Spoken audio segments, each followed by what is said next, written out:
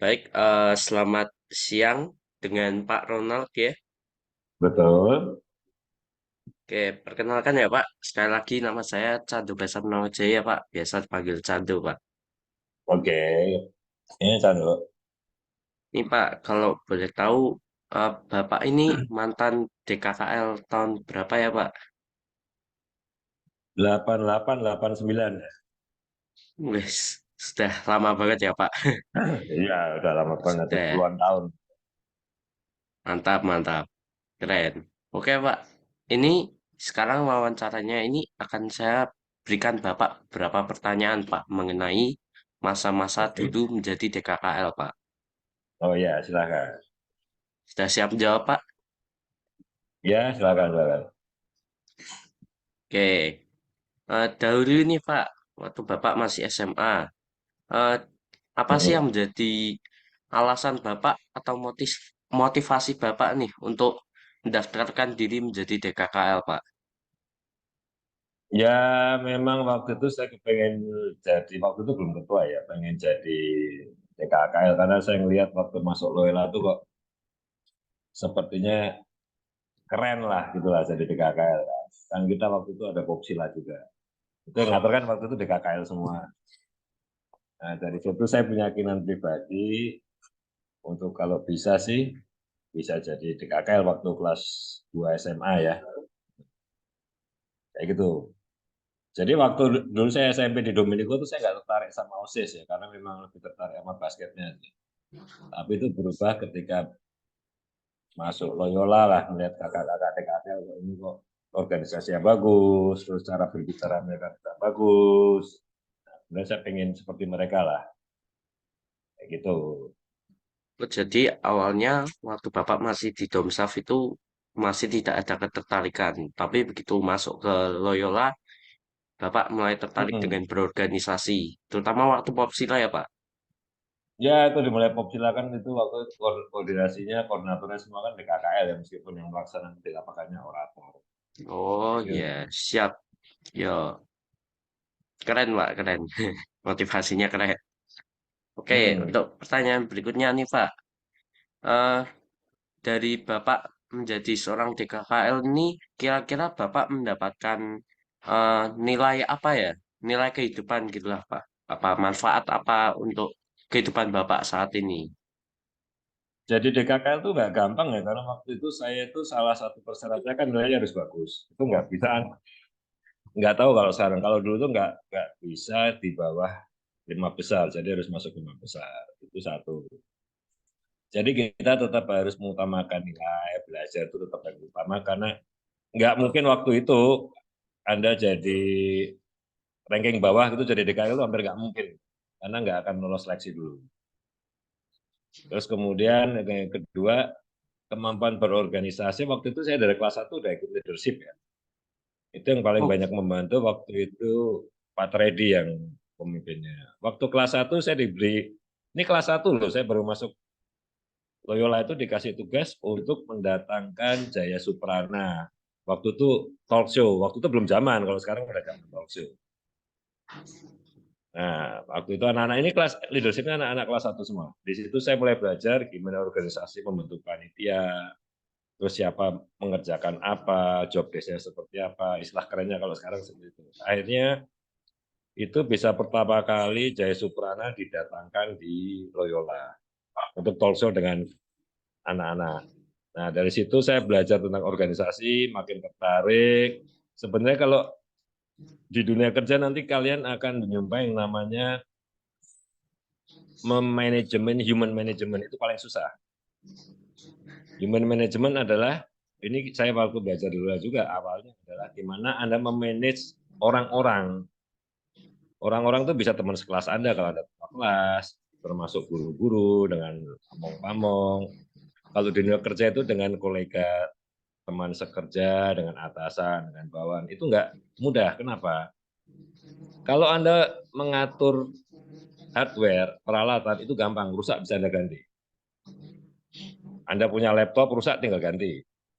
Anda memanage CCTV 1000 CCTV 500 rusak Anda ganti. Tapi orang nggak sesederhana itu karena orang itu ada emosi kan. iya. Emosi itu suasana hati itu bisa naik, bisa turun. Nah, itu kita gimana menjaga supaya teman-teman kita dalam satu organisasi itu bisa tetap stabil meskipun dia lagi sedih, dia lagi gembira, tapi performanya, pekerjaannya, tugas yang diberikan tetap stabil, tetap bisa dikerjakan dengan baik. Kenapa? Karena kalau satu ibaratnya mesin, satu skrup kendor, mesin itu nggak akan bekerja dengan baik. Nah, itu tugas yang Hmm. paling berat adalah gimana kita bisa memanage orang untuk mengerjakan tugas-tugas yang sudah diserahkan kepada kita. Itu yang paling penting untuk di KKL adalah seperti itu. Sekarang bayangkan, Anda punya anak kelas 1, kelas 2, kelas 3. Anda di KKL kelas 2 kan pasti.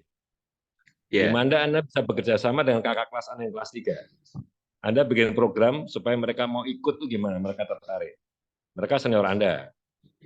Nah, kan butuh komunikasi. Nah, kunci adalah komunikasi. Komunikasi itu diajarkan sewaktu dulu. Pertama ikut leadership, kemudian di DKKL, komunikasi dengan anggota DKKL, komunikasi dengan teman-teman, pamong, dan guru-guru. Jadi itu kunci komunikasi dan manajemen personal ya, bukan dalam arti barang, tapi Anda harus bisa mengatur dengan baik, itu adalah memanajeri orang-orang. Itu yang paling bagus yang saya pernah alami positif di DKKL. Oh, ya, sama dong, Pak. Saya sekarang ini juga Hmm? mengikuti leadership, Pak. Kebetulan, Pak. Saya Itu kebetulan bagus, yang leadership itu basisnya ya. ya Basisnya kebetulan. memang basis berorganisasi harus ikut leadership. Ya. Oke. Gini, Pak. Tanya selanjutnya nih. Selama Bapak menjabat sebagai TKKL dulu, itu Bapak apa merasa ada yang masih kurang nggak nih, Pak, dalam performa Bapak menjadi seorang TKKL? Ya kalau waktu itu sih kita asik-asik aja dalam artian dengan anak-anak teman-teman sih nggak ada masalah. Dulu memang waktu itu memang pergantian. Nah ini waktu itu Pater Yudo itu pertama jadi pamong di Loyola pertama itu waktu saya masih jadi ketua DKL. Sekarang ketua yayasan kan. Nah Iya, itu betul, Pak. pertama kali peralihan kepala sekolah itu dari Pater Markus itu Markus Manadi beralih ke non Yesuit lah orang awam. Kalau nggak salah Pak Sis kalau nggak salah ya. Dulu wakil kepala sekolah memang. Nah beliau naik. Waktu itu sempat ada sedikit gesekan lah dengan anak-anak seperti itu. Salah satunya memang waktu itu kan sebelumnya waktu zaman pater-pater Edi itu kan anak-anak boleh gondrong. Itu mau sepunggung terserah, mau gundul ya terserah gitu loh.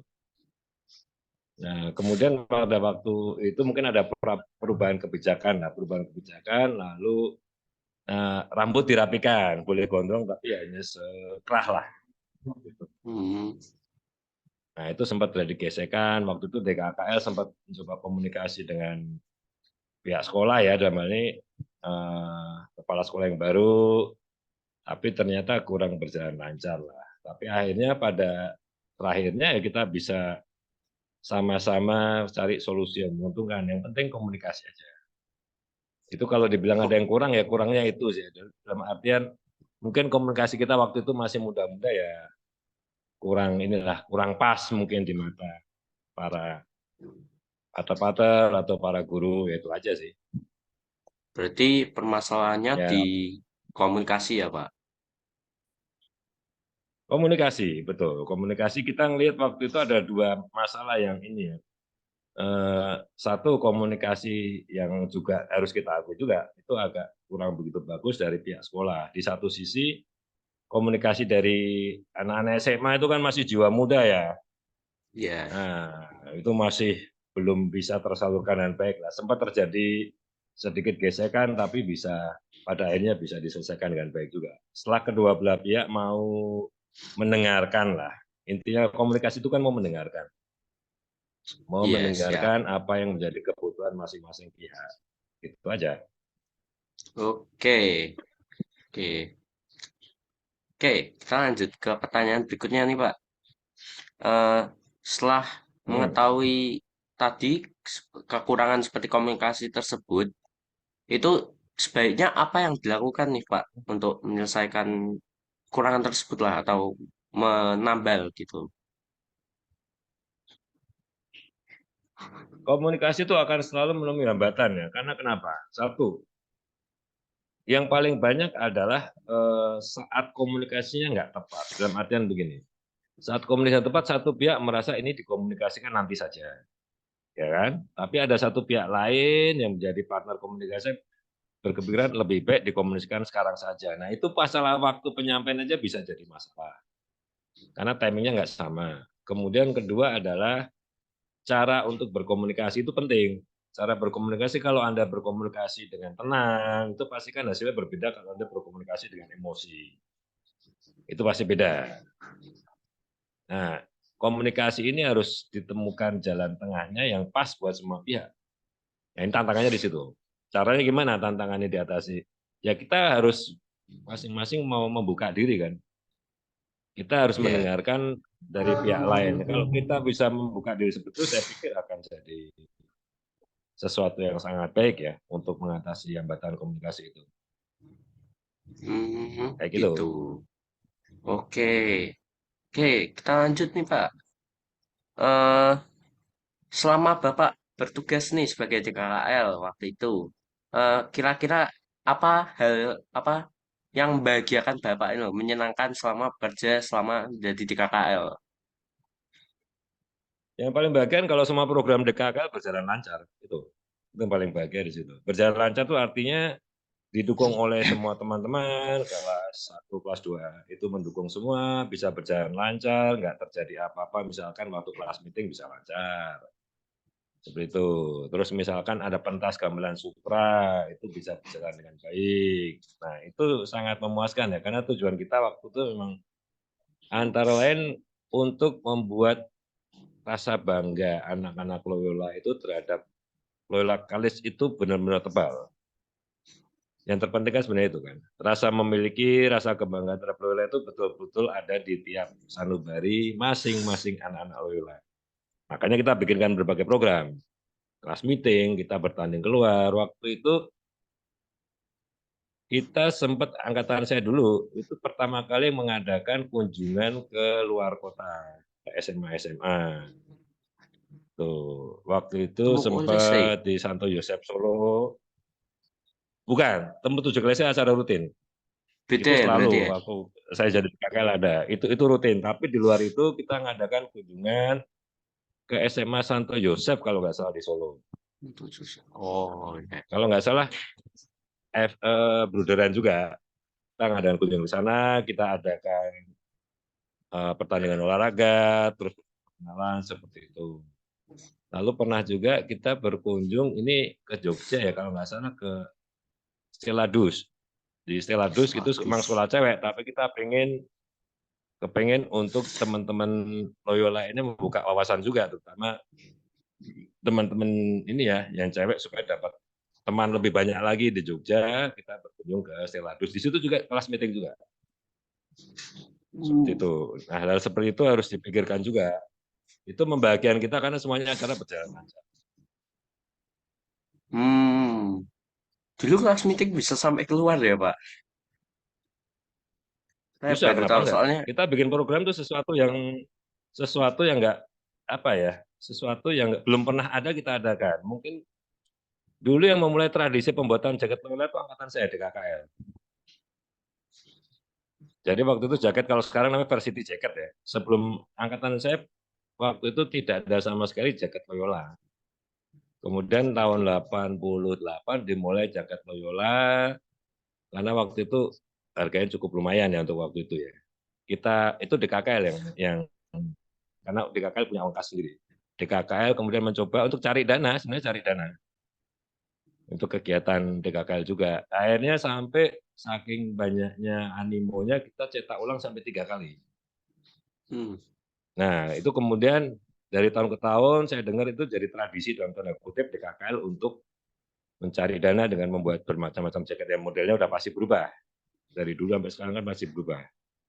Nah, kita bikin Hmm. program yang nggak perlu takut, program bikin sesuatu yang belum pernah ada, bikin aja. Toh kita kan udah dilatih di leadership. Ya. Di leadership kan kita akan diajarin cara-caranya. Bikin aja, nggak usah takut. Justru itu yang nanti akan membedakan sekolah kita dengan sekolah lain. Justru di situ. Oh, begitu. Masa kita mau sama dengan sekolah lain nggak bisa dong. Kita loyola kok. Iya. Oh, Kita harus iya. begitu. Harus Berarti berani lah bikin harus. program seperti itu. Oke, siap, siap. Oke, Pak. Kalau misalnya tadi kan kekurangan nih, Pak. Kalau sekarang tantangannya nih, Pak. Hmm. Tantangannya selama menjadi seorang DKKL tuh yang ditemui itu apa aja, Pak? Ya kalau zaman dulu itu memang SOS sama IPA tuh kan nggak akur lah ya istilahnya gitu. Itu warisan. Itu warisan itu. Jadi istilahnya kalau anak SOS kemudian anak IPA tuh kurang akur. Nah, tantangannya adalah mengakurkan dua orang ini, dua pihak ini. Caranya gimana? Kalau kakak-kakak kelas saya emang nggak akur. Itu kita pikir susah juga ya, karena mereka udah lebih senior dari kita, mau diakuin gimana? Ya, yang bisa kita lakukan adalah angkatan saya dan angkatan-angkatan di bawah saya itu seperti apa bisa dikotomi IPA dan SOS itu nggak terlalu tajam. Dan ini teman-teman semua itu yang bisa dilakukan di situ. Itu tantangan terbesar adalah di situ. Tapi berhasil kita, nah ini kenapa saya bilang berhasil? Karena waktu itu ada 9 anggota di KKL, yang 4 orang itu dari SOS, yang 5 dari IPA. Nah, kemudian saya waktu itu ketua DKKL, wakil saya dari IPA. Akhirnya kan tersebar merata. Jadi masing-masing itu merasa ada keterwakilan. Akhirnya ya lancar-lancar aja sampai adik-adik kelas waktu sampai saya lulus ya nggak ada lagi perbedaan atau gesekan antara anak SOS dan anak IPA. Tantangannya di situ. Seperti itu. Ya itu tradisi zaman dulu ya, moga-moga udah nggak ada lagi sekarang. Ah, iya sih, Pak. Tapi sekarang sih sudah tidak terlalu terlihat hal seperti itu, Pak. Sudah akur lah Nah, itu istilahnya. bagus banget itu. Mm-mm. Oke, berarti tantangannya perbedaan jurusan, Pak. Mm-mm. Itu dulu kalau tiap kelas meeting pasti tegang. Betul. Ya, kalau orang bilang sekarang bahasanya apa ya? Bukan arogansi ya, Persaingan. tapi kepercayaan, inilah rasa kebanggaan yang berlebihan lah.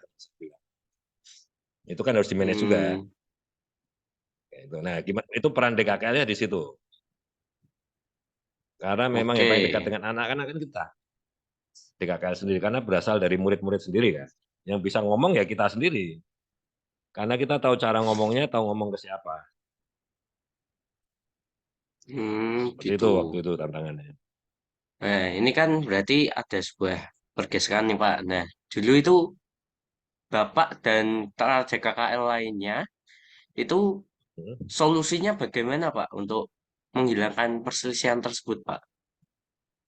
Kita yang pertama kalau orang Indonesia itu kan gini ya, secara umum orang Indonesia itu pasti akan mencontoh pimpinannya, betul kan? Entah Betul. itu presiden, entah itu gubernur, pimpinan ya, wali kota, entah pokoknya pimpinannya. Maka dari situ waktu itu kita semua dari DKKL sepakat kita kasih contoh dulu. Jadi istilah DKKL itu harus akur semua. Nah kebetulan wakil saya itu teman baik dari kelas satu sempat satu kelas, waktu SMP juga pernah satu sekolah di Dominico. Jadi karena kelas satu sudah pernah satu kelas, ya jadi kita benar-benar bersahabat.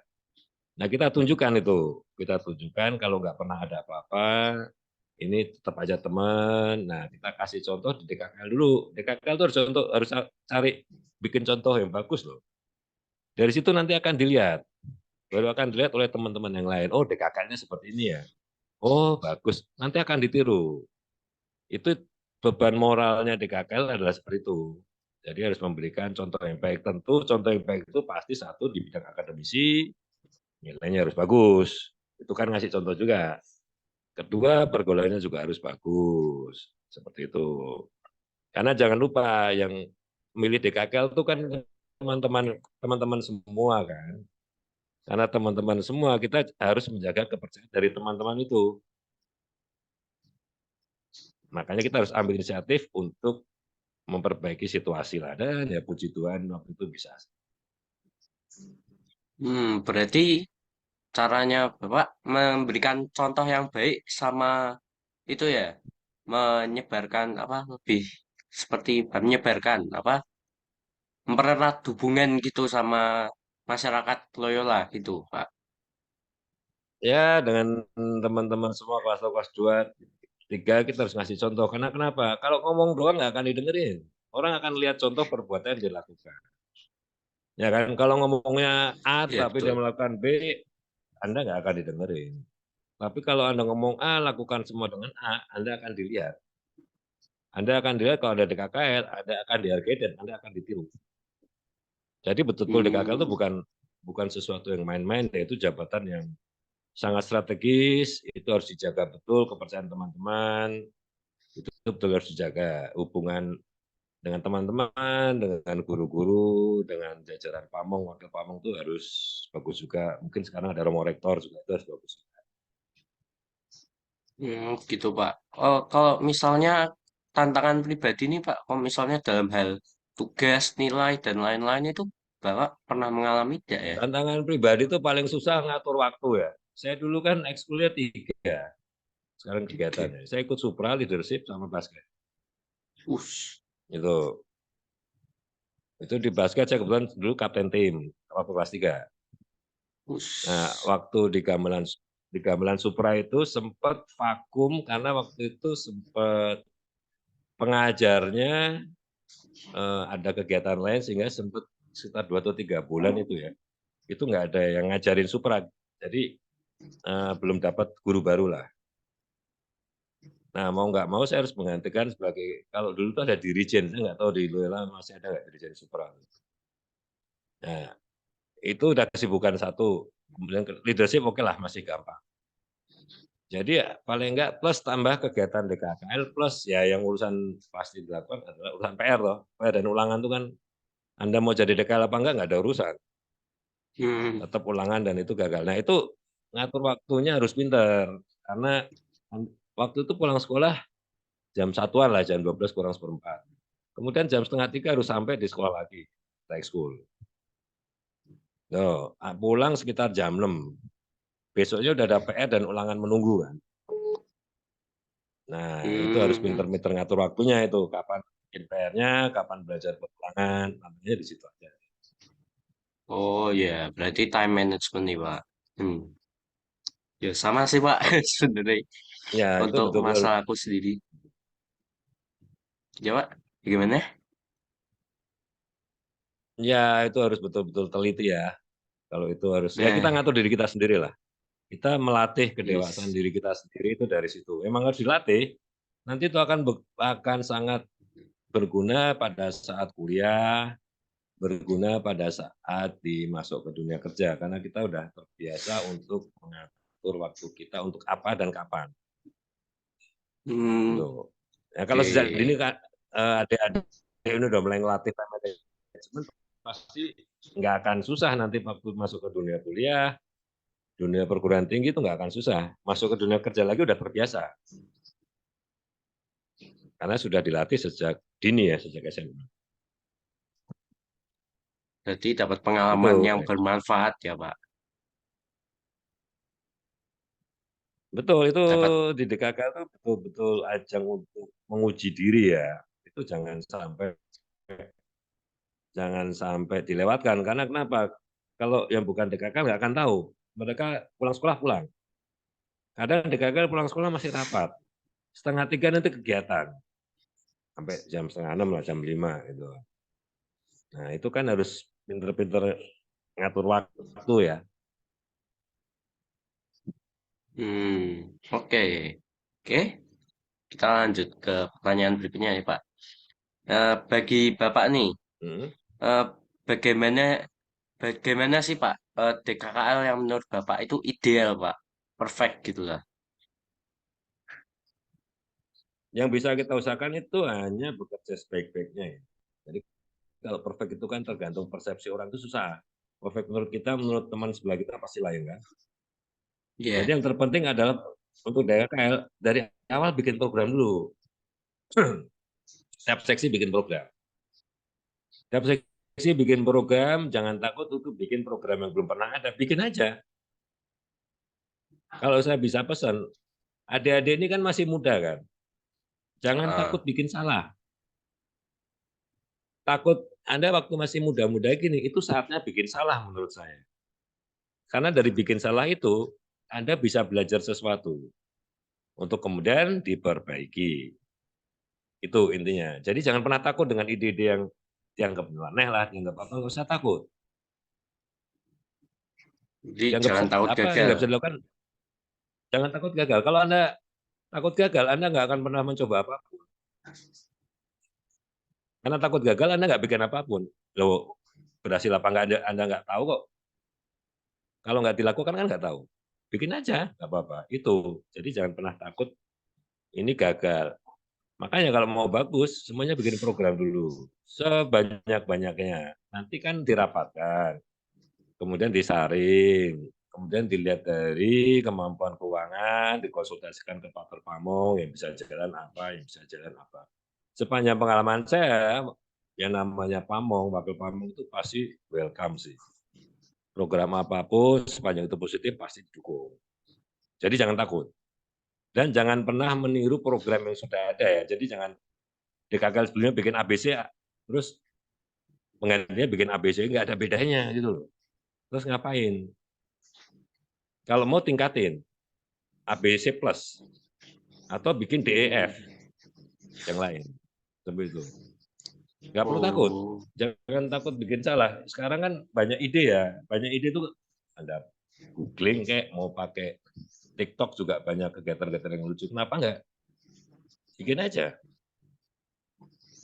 Manfaatkan masa-masa muda ini untuk mengeksplorasi semaksimal mungkin. Itu nggak akan Anda dapat lagi kalau Anda sudah masuk ke dunia kerja. Justru sekarang saatnya.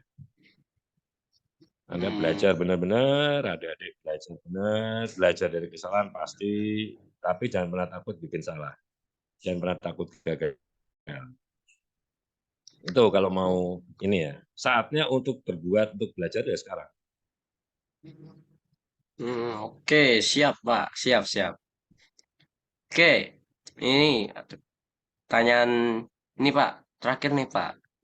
Eh, Mm-mm. apakah Bapak memiliki pesan atau saran untuk para DKKL yang akan memimpin SMA Kolese Loyola ke depannya nih Pak? Adakah apa kayak pesan lah pesan? Yang paling penting bikin bangga anak-anak Loyola ya. Yang pentingnya itu. Harus bisa membuat bangga teman-teman murid-murid SMA Kolese Loyola itu bangga sebagai insan-insan Loyola. Caranya gimana? Bikin program, berprestasi. Itu harus. Misal seperti ini, kan saya dengar di DBL kan anak Loyola cukup bagus nih akhir-akhir ini. Nah, teruskan, seperti itu teruskan. Kalau misalkan Hmm, kemudian sempat prestasinya turun, ya anak-anak DKK harus ambil inisiatif. Kok bisa turun? Kenapa? Apa yang kurang? Itu kan salah satu cara untuk membuat bangga prestasi sekolah loh ya. Ini tingkatnya nggak main-main, tingkat provinsi. Coba dicari tahu. Kalau misalkan ada penurunan prestasi, kenapa? Kalau diikut lomba-lomba lain mungkin di luar olahraga harus berprestasi. Itu harus didukung oleh DKKL. Tentu kerjasama komunikasi yang baik dengan Romo Pamong, kerjasama dengan guru-guru itu tetap harus. Tapi harus bisa membuat program membuat bangga. Contoh gampang nih, yang tadi saya ceritakan. Waktu saya itu kan bikin jaket itu kan simpel kan. Tapi ya. anak-anak lo yang bikin jaket itu make di jalan kalau mereka lagi naik motor pulang tuh bangga. Itu cuma sederhana ya. Tapi bikin bangga karena waktu itu nggak ada sekolah yang bikin jaket. So Semarang tuh cuma Loyola doang. Akhirnya lalu ditiru sih memang sih oleh sekolah-sekolah lain itu nggak masalah. Tapi bikin bangga. Hmm, Nah, seperti itu jaket kalau kaos udah biasa. Bikin sesuatu yang dari hal kecil sampai hal yang berprestasi itu harus bisa didukung oleh DKKL. Supra kalau bisa pentas ajangnya lebih luas dong. Cari ajang lagi. Kalau ada acara apa, Anda berprestasi, bisa di situ main. Kan sayang sekali Supra cuma main di sekolah. Keluarkan hmm, potensi itu. Lola tuh punya banyak potensi. Olahraganya bagus, akademisnya bagus. Kenapa enggak? Bikin program seperti itu kalau perlu, yang mendukung. Misalkan, kalau misalkan tadi kayak di olahraga kok prestasinya menurun, berarti kelas meetingnya kurang banyak kan? Nah, bikin kelas meeting yang bagus, sistemnya yang bagus, bikin sistem yang menarik. Akhirnya pada saatnya Hmm. kalau di Loyola sendiri sudah bagus, keluar pasti juga bagus, bikin tim yang solid. Nah, itu rangkaian. Jadi DKKL itu harus bisa membuat bangga, anak-anak Loyola bisa membuat bangga seluruh jajaran Loyola termasuk guru-guru, kantor pamong itu harus bisa. Inilah membuat bangga, harus bisa ngomong juga kepada adik-adik kelas, begitu loh. Bikin kesatuan, bikin kebanggaan Loyola itu ada di setiap hati adik-adik yang di Loyola sekarang. Oh, berarti ini Nah, itu Pak, yang harus berarti yang dilakukan DKK. sarannya nih Pak, berarti kan tadi dari pesannya Bapak, berarti harus bisa membanggakan Loyola sama mengeluarkan potensi dari Loyola itu ya Pak. Hmm, potensinya banyak loh. Kalau adik-adik teliti potensinya banyak. Itu sangat banyak. Coba digali. Oke. Kalau kepunya band bagus, kenapa nggak coba ditampilkan? Ya kan? Cari event. Hmm. Bikin apa kayak, kalau di sini namanya pensi ya. Bikin pensi kayak atau apa, undang sekolah lain. Kenapa enggak? Hmm. Kalau misalkan sanggup undang apa grup band lah yang agak terkenal gitu kan, bikin pensi kan lumayan buat pemasukan Aduh. juga. Anda kan jual karcis itu. Lapangan kita punya, ya kan? Iya, Lapangan udah ada lapangan bola, nggak semua sekolah punya lapangan bola loh. iya sih. Nah itu bisa buat Anda bikin pentas musik ya bisa. Pentas musik akhirnya kalau bisa jadi festival tahunan akan bagus lagi ya. Tiap tahun ada festival musik di Loyola itu kalau bisa jadi tradisi bagus. Kenapa nggak dibikin? Coba aja undang band-band yang terkenal atau yang di lokal di Semarang, undang aja. Oke, Itu oke, simpel-simpel aja. siap. Jangan pernah takut eksplorasi seperti itu. Oh, siap, Pak, siap. Ya kan? Anda bisa Oke, undang Noah, undang aja siapa tahu bisa bikin wah, festival musik. Bikin festival musik di sekolah. Tiketnya Anda jual, dapat masukan kan? iya. Nah, anak-anak juga dapat kemampuan latihan organisasi karena mereka jadi panitia untuk pentas itu. Nah, itu kan latihan juga, eksplorasi Hmm, gitu. oh begitu. Oke, baik, Pak Ronald. Eh, ini kebetulan, Pak, karena waktu kita sudah tinggal 6 menit nih, Pak, dan kebetulan sudah sampai Mm-mm. pertanyaan terakhir. Saya Oke. terima kasih kepada Bapak yang sudah mau hadir dan menjawab beberapa pertanyaan saya di wawancara kali ini ya, Pak. Eh, Sama-sama deh. saya eh, minta maaf nih Pak, kalau misalnya ada kesalahan kata selama berkomunikasi dengan Bapak atau kesalahan tindakan ya Pak. Ya, sama-sama deh. Oke, terima kasih ya Pak. Selamat siang Pak. Terima kasih. Ya, selamat siang. Mas.